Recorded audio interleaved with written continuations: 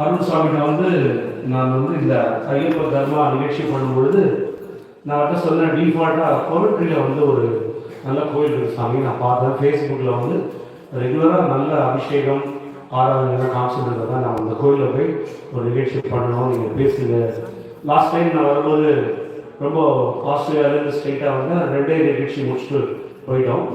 இந்த வருஷம் every year is learning process. நம்மளுடைய இது வந்து என்னுடைய தந்தையார் அங்கே எல்லாரும் தெரிஞ்சிருக்கும், கந்தர்வ கானஜோதி கலைமாமணி அமரர் வீரமணி சாமி பள்ளிக்கட்டு சபரிமலைக்கு பாடலை பாடி ஐயப்பனுக்காக பிறந்து ஐயப்பனுக்காக வாழ்ந்து ஐயப்பனிடம் பல ஐயப்பன்மார்களை சேர்த்து அமரராகிவிட்ட என்னுடைய தந்தையார் கந்தர்வ கானஜோதி கலைமாமணி வீரமணி சாமி அவர்கள், ஐயப்பா நீங்கள் என்று சொன்னது வந்து என்னுடைய அண்ணா, அவர் அப்பா இல்லை, அவர் வந்து பெரியப்பா பையன் ராஜு, அவர் எங்கள் அப்பா எல்லாமே ஒரே டிஎன்ஏ தானே, அதனால் அவங்க அப்படி தெரிஞ்சுருக்கோம்.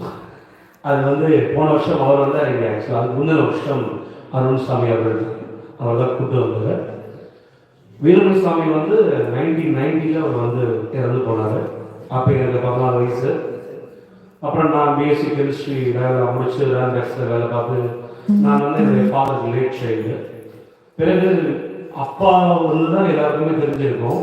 அப்பாவுக்கு முன்னாடி ஒரு பெரிய லெஜண்ட் இருக்காரு இல்லை, அவருக்கும் மகாபரிவாருக்கும் பெரிய கனெக்டிவிட்டி இருக்குது. அது யாருன்னா கவிக்குஞ்சர் பாரதி கோடீஸ்வரர். முதன்முறையாக கர்நாடக இசை உலகத்தில் தமிழ் இசையில் முருகன் மேல கந்த கானாமிருதம் 72 மேலகத்தாராக முதன்முறையாக கம்போஸ் பண்ணி பாடுறது வந்து என்னுடைய கொழுத்தாத்தா கோடீஸ்வரர். இன்னைக்கு எல்லா சங்கீதங்களும் அவருடைய தமிழ் பாடல்னா அவரை இல்லாமல் இவங்க பாடவே முடியாது. அந்த வகையில் தமிழ் இசையில் அவருடைய கோலட்சிவர் மகாபரிவா முன்னாடி தான் ஒரு மீனாட்சி அம்மன் பாட்டை வந்து கவிக்குஞ்சர் பாரதி கம்போஸ் பண்ணி பொற்றாமரை குளத்தில் பாடி மகாபரிவா முன்னாடி பாடி காமிச்சு. எங்கள் அப்பா எப்போ மகாபரிவா முன்னாடி பாடி எனக்கு இன்னும் ஞாபகம் இருக்குது. 6 வயசு எனக்கு காஞ்சிபுரத்தில். அப்போ மகாபரிவா வெளியே வந்து அப்பா கிட்ட சொல்கிறா, எங்கள் அப்பா பாடிட்டு இருக்கா இந்த காமாட்சி அம்மன் பாடலாம், வீடும் நிறுத்து, நீ வந்து இப்போ தாத்தா கவிக்குஞ்சர் பாரதி பாடின மீனாட்சி அம்மன் பாட்டு பாடு அப்படின்ட்டு ஆரம்பியில் வந்து அறிந்தறியாமல் செய்த பிழைகள் பொறுத்து எம்மை அப்படின்ற பாடல் வந்து எங்கள் அப்பா எப்பவும் பாடுவா. அதே மாதிரி முருகன் பேரில் பாடின கீர்த்தனை, அப்புறம் காமாட்சி அம்மன் பேரில் எங்கள் அப்பா பாடுது. இன்றைக்கி அதெல்லாம் பாட போகிறேன், ஏன்னா இட்ஸ் கிரேட் மெமரி. இது வந்து எப்படின்னா மகாபெரியார் வந்து இப்போ இங்கே மணிமண்டபம் கட்டுறா, அதில் நம்மளுடைய கான்ட்ரிபியூஷன் எல்லாம் இருக்கணும். இந்த கோயில் வந்து நிச்சயமாக மணிமண்டபம் கட்டுறது வந்து எல்லா இடத்துக்கும் உலகத்தை நான் சொல்கிறேன். இது உலகம் முழுக்க இது தெரிஞ்சு எல்லாரும் இங்கே வந்து கும்பிடட்டும். யூரோப்லேயும் சரி பக்கத்தில் இருக்கிற எல்லாரும் வந்து பார்க்கணும். அதோடு இல்லாமல் இந்த இவ்வளோ பெரிய நம்ம சிவபுரம் முத்துமாரியம்மனோட அஸ்வாரோட வாராகி, எனக்கு வந்து வாராகி வந்து ஒரு பெரிய பேர் கொடுத்துருக்கா சென்னையில். என்னென்னா முதல் முறையாக வாராகியோட போற்றியை நான் தான் யூடியூப்பில் பாடினேன். அந்த போற்றி வந்து பார்த்திங்கன்னா கிட்டத்தட்ட ஒரு 10 மில்லியன் வியூஸ் ஆகி எனக்கு வாராகி பக்தர்கள் கொடுத்தது. இதை பாருங்கள், எனக்கு இன்றைக்கி தான் மெசேஜ் வருது வாராகியில் பாட போனேன். ஜனவரி 4 மெட்ராஸில் வந்து எனக்கு ஆன்மீக வாராகி அமைச்சர்களுக்கு பட்டம் கொடுக்குறாங்க, அவார்டு கொடுக்குறாங்க. இது வந்து நமக்கு திருவானந்த வாரியர் சுவர் எங்கள் அப்பாட்ட, வீரமணி பக்தியை வந்து விட்டுறவே விட்டுறாத, அது வந்து உன்னோட போகக்கூடாது, உன்னோட சந்ததியினருக்கு அது போகணும், அது எப்பயாவது கொண்டு வந்து இழுக்குது.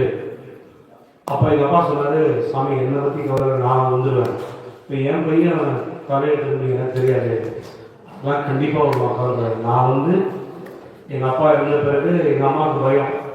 ஏன்னா அப்பா சீர்காழி டிஎம்எஸ் ஒரு மிகப்பெரிய ஒரு சவாலான காலத்தை எங்கள் அப்பா பார்த்தாரு. எங்கள் அம்மாவுக்கு அந்த பயம், நான் மியூசிக்கில் பண்ணி எப்படி ஷைன் ஆகணும் மாட்டணும் அந்த பயம். நான் ரான்பேக்ஸில் வேலை பார்க்கும்போது வேலையோட ஒரு சந்தர்ப்பம் வந்தது. நான் முறையாக சங்கீதம் படித்தேன். எங்கள் அப்பா வந்து என்னை 5 வயசுலேயே முறையாக கர்நாடகா ஸ்பீடை விட்டு பக்காவாக என்னை ரெடி பண்ணி தான் வெளியே அமைச்சேன். அப்போ எங்கள் அம்மா கேட்டால் உன்னால் முடியும்னா நீ நான் கம்பல் பண்ணுறேன் அப்படின்னா. நான் ரான்பேக்ஸில் வேலை விட்டதுலேருந்து இன்னி வரைக்கும் ஒரு நாள் தான் ஏன் நான் வந்து இசையை ப்ரொஃபஷனாக எடுத்தேன் அப்படின்னு இந்த தெய்வங்கள் என்ன நிறைய பேர் கொடுக்கல. என்னன்னா பக்தி பாடல் வீணா போக மாட்டாங்கிறது நான் வேலையை தைரியமாக விட்டேன். விட்டுட்டு ஃபுல் டைம் ப்ரொஃபஷனாக இருக்காங்க. இப்போ சொல்ல மாட்டீங்க, கச்சேரி எனக்கு வெறும் சர்வீஸ் தான். ஒரு ஜஸ்ட் நம்ம வரோமா, ஒரு ஏர் டிக்கெட் கவர் பண்ணுறோமா, அவ்வளோதான். இது மூலமாக பணம் பண்ணுறது எங்களுக்கு எனக்கு கிடையவே கிடையாது.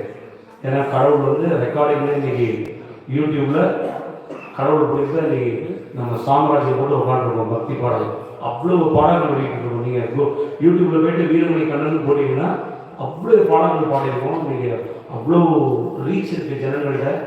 ஏன்னா பக்திக்கு எதுவுமே அழிவில்லை. அதனால தான் சொல்லுவேன், if you born as a Hindu, live as a Hindu and die as a Hindu. No God will take you in the middle. இந்துவாக பிறந்தால் இந்த ஜென்மத்தில் கடவுள்கிட்ட சரணாகதி அடைஞ்சி இந்துவா சோதனைகள் வரும், அது அப்படியே சாதனையாக மாறும். கர்ம நிலை நம்ம அனுபவிச்சுட்டாங்க நம்ம வாழ்க்கையில். தெய்வம் நம்மளை கை விட்டுறாருங்க. ஒரு தெய்வமாக இருக்கு பாருங்க, சுற்றி பிள்ளையார் கொடுங்க. கேலண்டர் எடுங்க. 1 ஜனவரி வைகுண்ட ஏகாதசி, ஆருத்ரா தரிசனம், மகர சங்கராந்தி, தைப்பூசம், சிவராத்திரி, பங்குனி உத்திரம், சித்ரா பௌர்ணமி. வாய் வலிக்கணும். எது நமக்கு குறைஞ்ச லைஃப்? எந்த தெய்வம் நம்மளை கைவிட்டும்? சத்தியமா தெய்வம் நம்ம கைவிடும். அதுதான் கடவுள்னு பேர். கடவுள்னு பேர். இவ்வளோ பெரிய சனாதன தர்மம் ஒரு ஜாதி மத இதெல்லாம் ஐயப்பன் வழிபாடு ஒன்று போதுங்க. எவ்வளோ பெரிய பெருசுக்காக இருந்தாலும் எவ்வளோ பெரிய மலையிட்டு தான் வரணும். அங்கே எல்லாரும் ஒன்று தான். அதே மாதிரி தான் மாரியம்மன் கோயிலையும் கோடீஸ்வரா இருந்தாலும் கூழ் குடிச்சுதான் ஆகணும், ஏழையானாலும் கூழ் குடிச்சுதான். வேறுபாடே கிடையாது.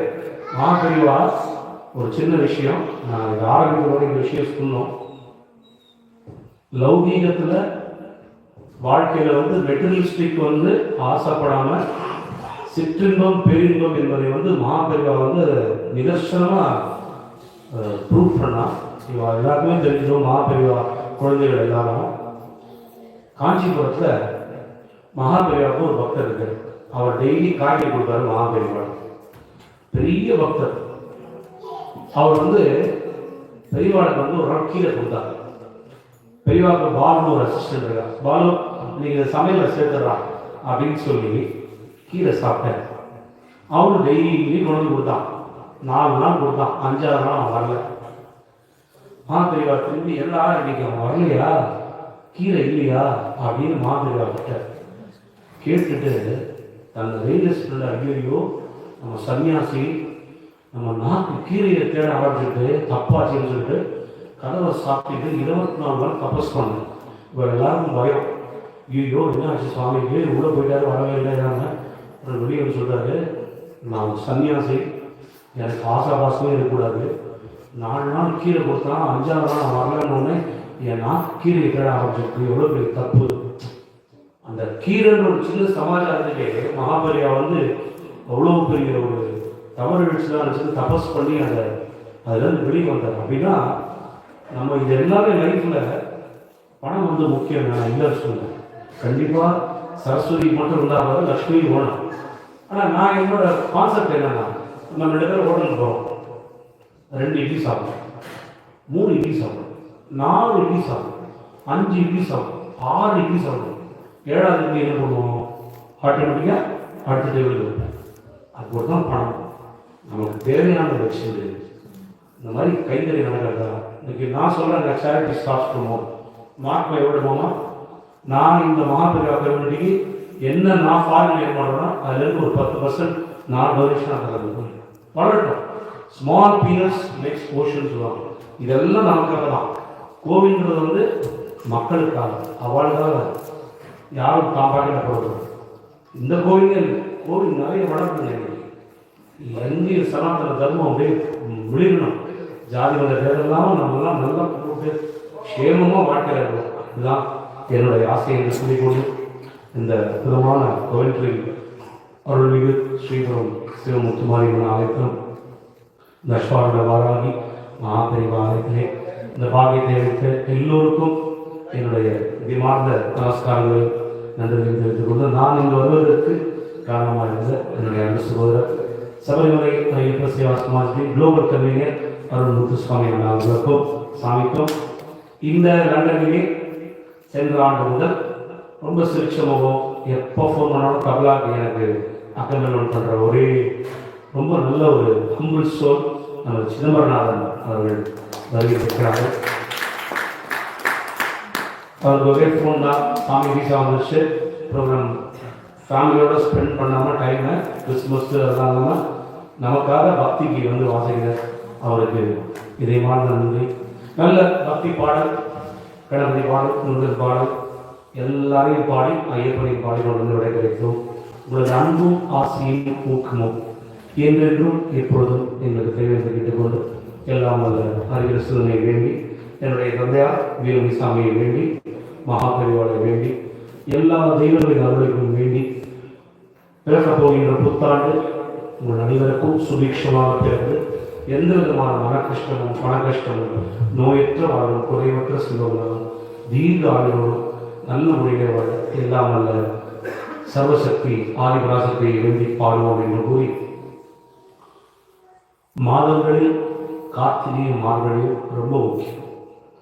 மார்கழி மாதத்திலே ஆண்டாள் திருப்பாவை பாட ரங்கநாதர் துயிலிட, அதே போன்று திருவம்பாவை அவனருளாலே அவன்தாள் வணங்கி சிந்தை மகிழ சிவபுராணம் தன்னை முந்தை விதை முழுதும் ஓய் உரைப்பன் யான் என்று மாணிக்கவாசகர் தன்னை பெண்ணாக உருமாற்றிக்கொண்டு என் அண்ணாமலை அப்பதை ஆதியும் அந்தமும் இல்லா அற்பெரும் ஜோதி என்று திருவம்பாவை பாடி, அதுதான் அந்த ஹரியும் சிவனும் ஒன்று ஹரிகரசுதனால் சங்கமித்த இந்த கார்த்திகை மார்கழி இரண்டும் சேர்ந்துதான் மகர விளக்காக சபைகளிலே என ஐயப்பன் ஜோதியாக காட்சி தருகிறார்.